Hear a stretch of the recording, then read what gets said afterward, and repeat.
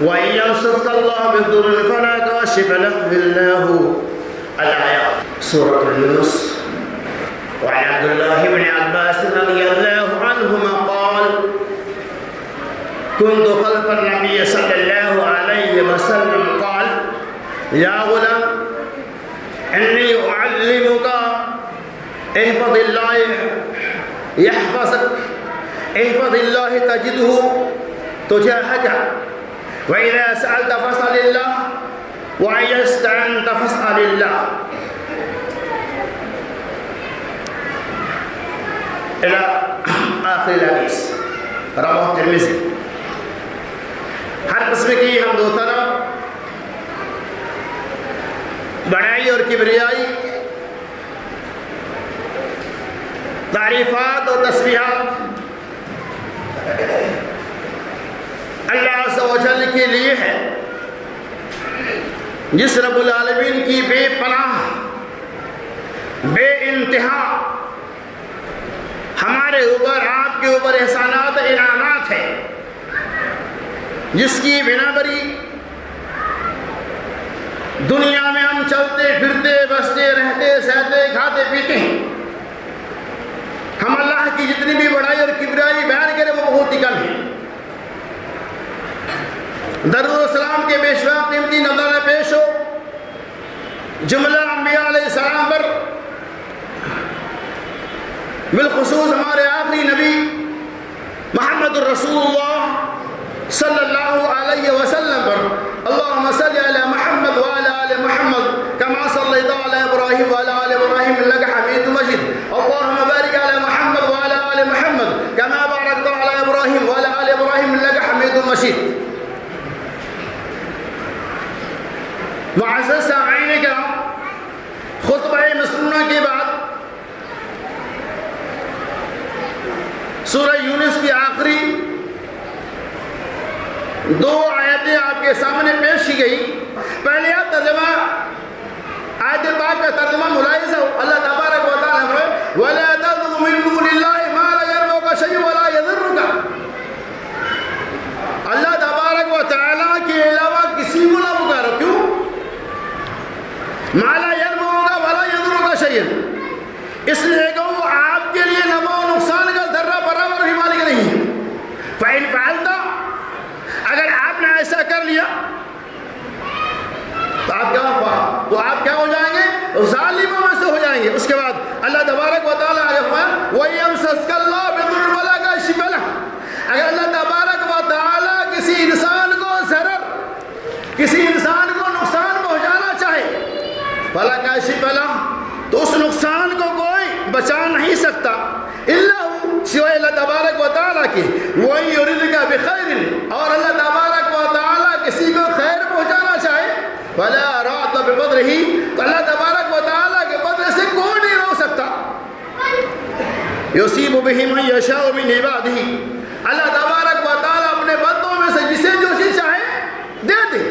اللہ تعالیٰ جسے جو چیز چاہے ہبا کر دے.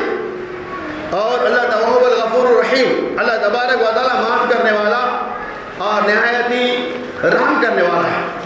اب دیکھیں اس آیت پاک کے اندر اللہ تبارک و تعالیٰ نے انسانوں کو کتنا اہم پیغام دیا. اللہ کی ذات پہ ہمیں کس طرح سے یقین کرنا ہوگا، اللہ تبارک و تعالیٰ کی ذات علی کس طرح سے نفع و نقصان کا مالک ہے، اس کی وضاحت کی جا رہی ہے. تو اللہ نے فرمایا وَلَا تَدْعُ مِن دُونِ اللَّهِ مَا لَا يَنفَعُكَ شَيْئٌ وَلَا يَضُرُّكَ. کہ ایمان والو، اے مسلمانوں، وَلَا تَدْعُ مِن دُونِ اللَّهِ مَا لَا يَنفَعُكَ وَلَا يَضُرُّكَ. اللہ تبارک و تعالیٰ کے علاوہ کسی کو نہ پکارو. کیوں؟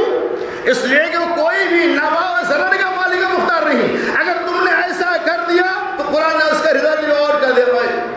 اگر تم ایسا کر دیے کہ زمین تعلیم ظالموں میں سے ہو جاؤ گے. حضرت عبداللہ بن عباس رضی اللہ تعالی عنہما کہتے ہیں تم تو خلف النبی صلی اللہ علیہ وسلم کے پیچھے گیا، پیچھے تھا، آپ کا ردیف بنا ہوا تھا. آپ نے فرمایا قال یا غلام، اے لڑکا، انی اعلمک کلمات، میں تمہیں چند کلمات سکھاتا ہوں. احفظ اللہ یحفظک، تم ان کلمات احفظ اللہ تجدہ تجاہک، اور ان کلمہ کی عبادت کرو، یحفظک اللہ، اللہ آپ کی عبادت کرے گا اور تم اپنے پاس اللہ کا موجود پاؤ گے۔ وَإِذَا سَأَلْتَ فَاسْأَلِ اللَّهَ، اور جب بھی سوال کرنا ہو تو اللہ تبارک و تعالی سے سوال کرو۔ وَإِذَا اسْتَعَنْتَ فَاسْتَعِنْ بِاللَّهِ، اور جب بھی مدد مانگنا ہو تو اللہ سے مدد مانگو۔ کیوں؟ اللہ کے نبی صلی اللہ علیہ وسلم کہ اگر اس تمام امت وَعْلَمْ لَوْ أَنَّ أُمَّةً، جان لو کہ اگر تمام لَهِنْ اجتمعت، اس بات میں اکٹھا ہو جائے أَن يَنْفَعُوكَ، یہ کہ آپ کو نفع پہنچائے، یعنی اللہ فرماتے ہیں اگر تمام امت اس بات پہ اجماع کر لے کہ آپ کو نفع پہنچائے، لَوْ يَنْفَعُونَكَ إِلَّا بِشَيْءٍ، تو وہ ذرہ برابر بھی آپ کو نقصان نہیں، نفع نہیں پہنچا سکتا جتنا کہ اللہ تبارک و تعالی نے تمہارے تقدیر میں لکھ دیا ہے۔ اسی طرح سے آپ صلی اللہ علیہ وسلم، اور اللہ تبارک و تعالی اگر تم کو، اگر سارے لوگ مل کر تمہیں نقصان پہنچانا چاہے اور اللہ نفع پہنچانا چاہتا ہے، کوئی تم کو نقصان نہیں پہنچا سکتا الا كتب اللہ، مگر یہ کہ اللہ نے جتنا لکھ دیا۔ کیوں؟ اس لیے کہ جفت الاقلام، قلموں کو اللہ تبارک و تعالی نے بند کر دیا ہے اور سیاہیاں خوش ہو چکے ہیں، صحیح میں بند ہو چکے ہیں، یعنی اللہ رب العالمین نے تقدیر کو لکھ دیا۔ اس حدیث پاک کے اندر بے شمار باتوں کی طرف اشارہ کیا گیا ہے، تمام کی تفصیلات تو ممکن نہیں ہے لیکن بل اختصار میں ان کی وضاحت کر اللہ۔ پہلی بات، اللہ کے نبی صلی اللہ علیہ وسلم قال یا غلام انی اعلمک کلمات، اے لڑکا، اے غلام، میں تمہیں چند باتیں سکھانا چاہتا ہوں، میں تمہیں چند بات کی طرف رہنمائی کرنا چاہتا ہوں، میں تمہیں چند کلمات دینا چاہتا ہوں، میں تمہیں تذکیر اور نصیحت کرنا چاہتا ہوں۔ یا غلام، غلام کا مانا کیا؟ لڑکا۔ عرب کے اندر یہ دستور تھا کہ دودھ چھڑانے کے بعد سے لے کر 9-10 سال تک کے عمر کے لڑکے کو یا غلام کہہ کے پکارا کرتے تھے۔ جس طرح سے آج بھی چھوٹے بچوں کو کیا کہتے، بابو یہ کام کر دو، اس سے بڑا ہے تو کیا کہتے، بھائی یہ کام کر دو، اس سے بڑا ہے تو کیا کہتے، چاچا یہ کام کر دو۔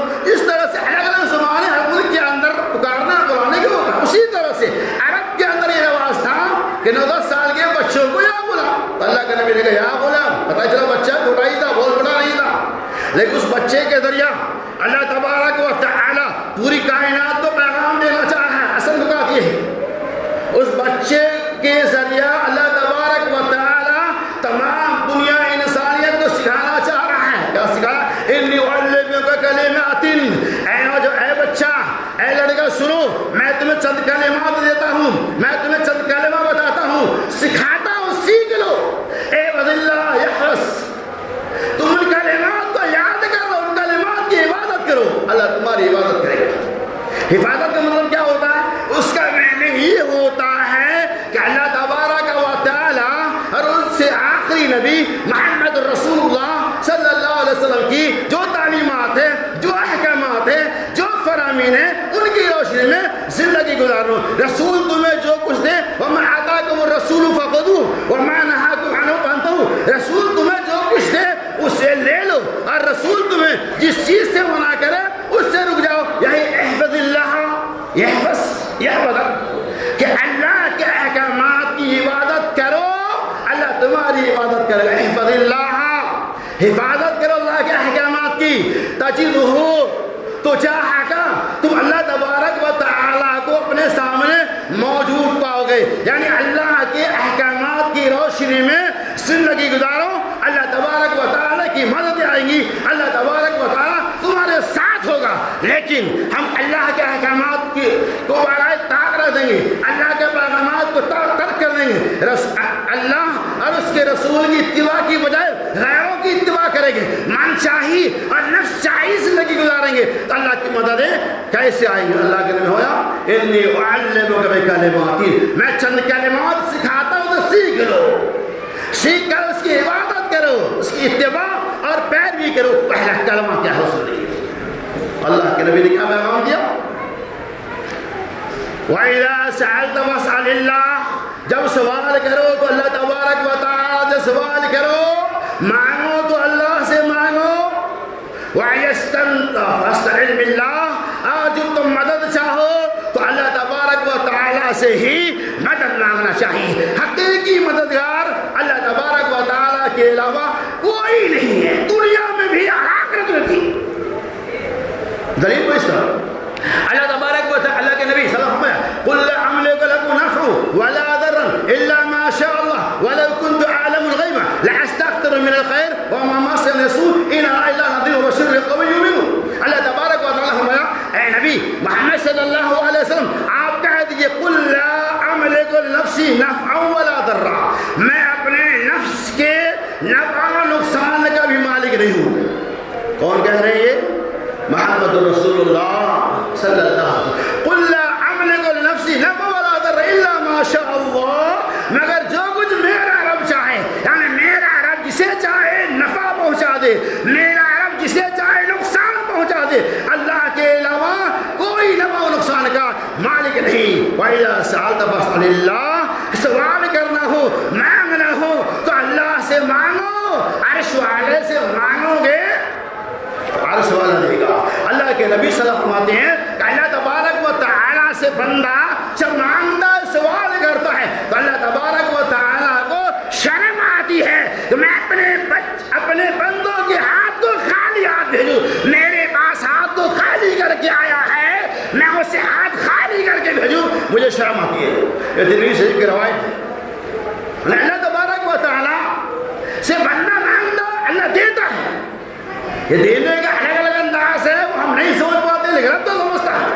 اللہ کے نبی صلی اللہ علیہ وسلم فرماتے ہیں رات کی انتہائی حصہ میں جب ثلث اللیل کا خاتمہ ہو جاتا ہے، رات کے آخری حصہ میں اللہ تبارک و تعالیٰ سمائے آسمان سے سمائے دنیا پہ آتے ہیں، آخری آسمان پہ نہیں پہلے آسمان پہ آتے ہیں اور کہتے ہیں ہے کوئی مجھے سوال کرنے والا، میں ان کے سوال کو پورا کروں، ہے کوئی پکارنے والا میں اس کی پکار کو سنوں، ہے کوئی مجھ سے مانگنے والا اس کی فریاد کو پورا کروں، ہے کوئی مصیبت زدہ کہ میں مصیبتوں کو دور کروں، ہے کوئی محتاج بندہ کہ میں اس کی محتاجگی کو دور کروں۔ یہ اللہ تبارک و تعالیٰ ہر شب پہلے آسمان پر صدا لگائے رہتے ہیں، رات کی تاریکی میں اللہ تبارک و تعالیٰ سے دعائیں مانگو، اللہ رب العالمین ہماری دعاؤں کو قبول کرنے والا ہے۔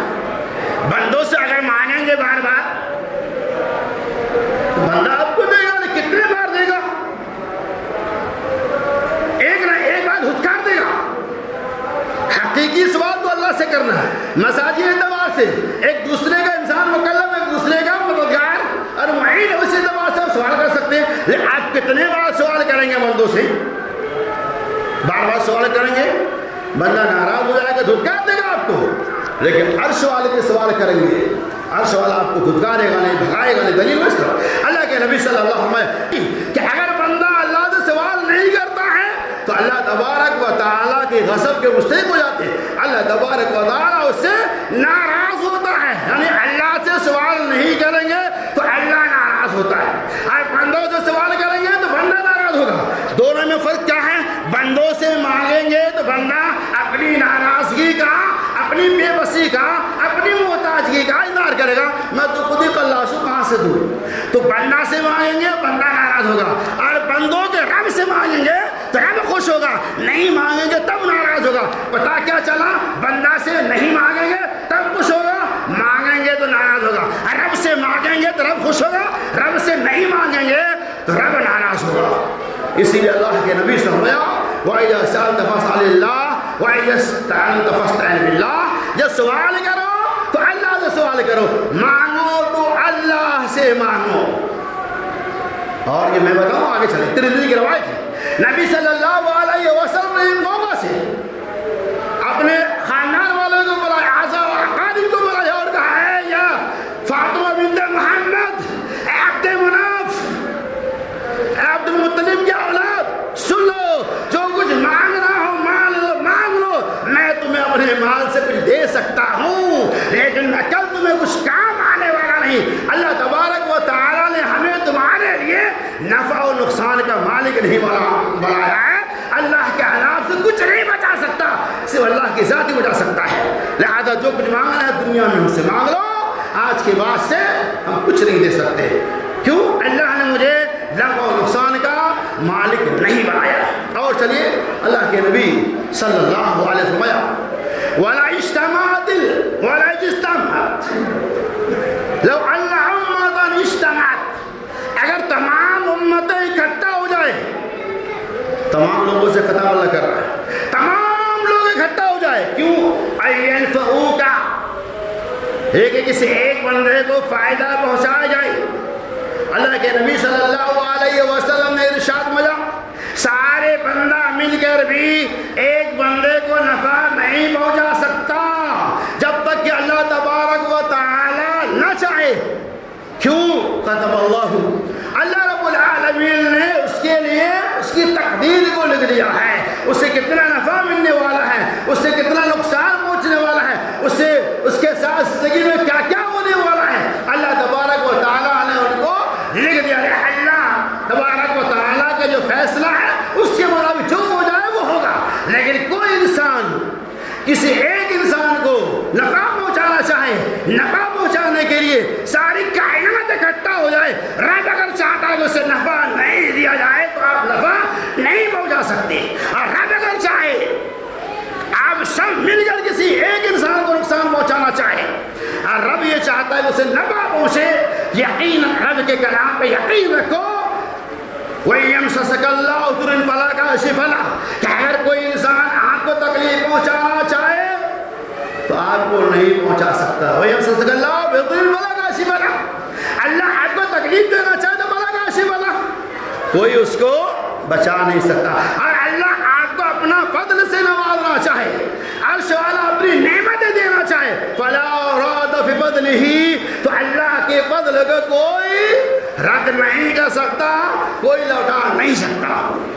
تو اگر اس طرح کی باتوں میں ہمارا عقیدہ ہو جائے، اس طرح کی باتوں میں اگر ہمارا ایمان جم جائے تو یقیناً آپ یہ کہہ سکتے ہیں کہ اللہ تبارک و تعالیٰ کی شان ہے، اللہ تبارک و تعالیٰ کی شوکت ہے کہ اللہ جسے چاہے نفع پہنچا دے، اللہ جسے چاہے نقصان پہنچا دے۔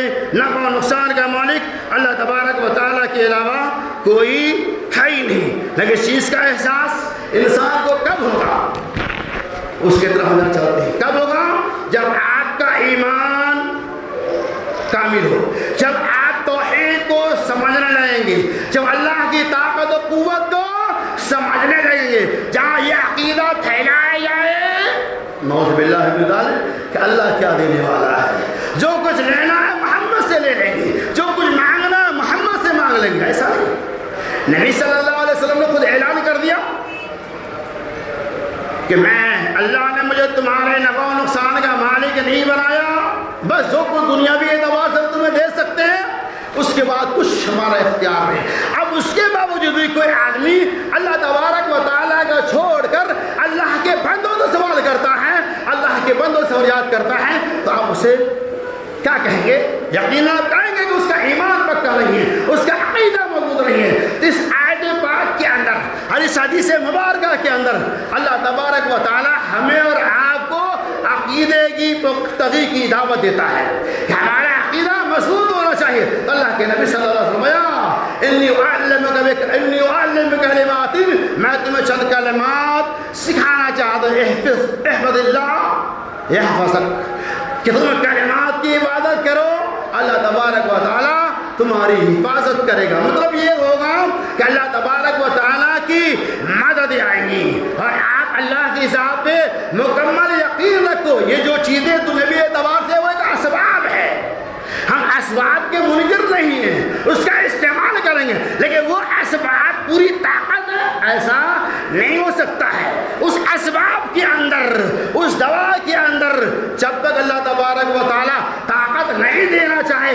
شفا نہیں دینا چاہے، وہ دوا ہمارے لیے شفا نہیں ہو سکتی ہے، وہ انجیکشن ہمارے لیے نفع بخش نہیں ہو سکتی ہے جب تک کہ اس انجیکشن کے اندر اللہ تبارک و تعالیٰ کی طرف سے تاثیر، اس انجیکشن کے اندر، اس سوئی کے اندر، اس دوا کے اندر جب تک کہ اللہ تبارک و تعالیٰ کی طرف سے طاقت نہ داخل کر دی جائے، اللہ کی طرف سے تاثیر پیدا نہ کر دی جائے، وہ ہمارے ہمارے لیے نفع بخش نہیں ہو سکتا ہے، اس چیز کا پیغام اللہ تعالیٰ کے نبی صلی اللہ علیہ وسلم اس حدیث پاک کے اندر دے رہے ہیں کہ لو ان امتن اجتمعت ان ينفعوك، کہ اگر ساری امتیں اکٹھا ہو جائے کہ کسی کو ہم اپنے طور پہ فائدہ پہنچا دے، نہیں پہنچا سکتا، ایسا ممکن ہے نہیں۔ کیا پتہ چلا؟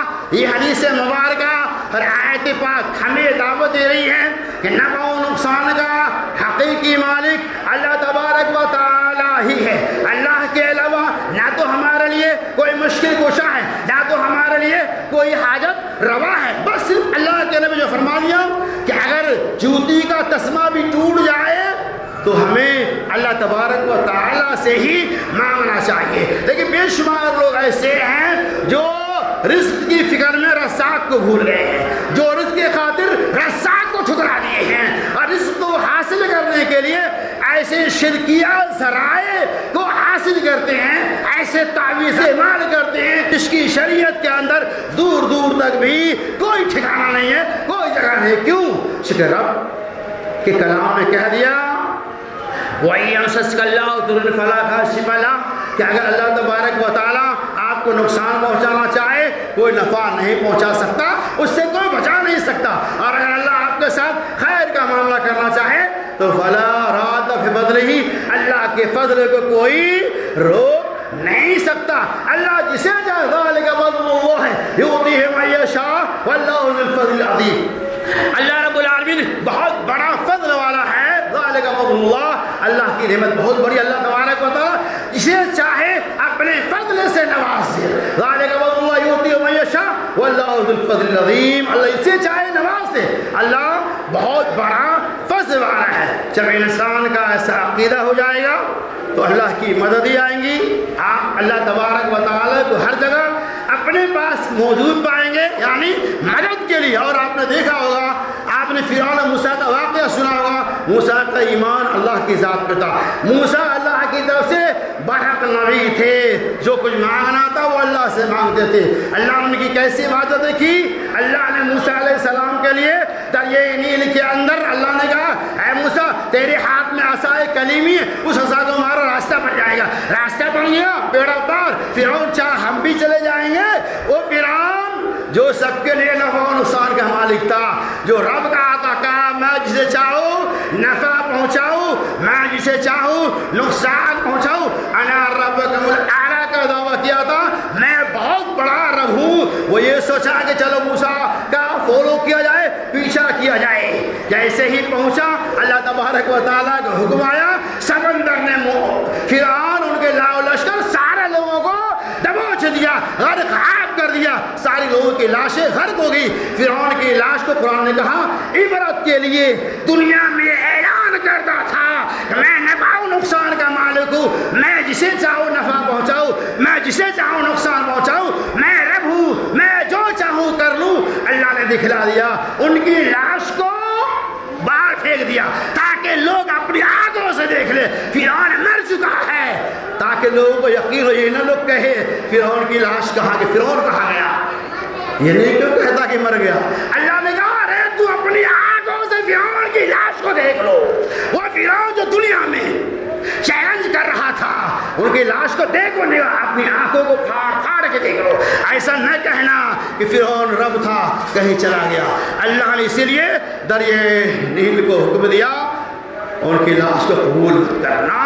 اور لوگ کہتے ہیں آج بھی مصر کے عجائب خانے میں فرعون کی لاش عبرت کی طرح بھی موجود ہے۔ کیا پتہ چلا کہ نفع و نقصان کا مالک صرف اللہ تبارک و تعالیٰ کی ذات ہے۔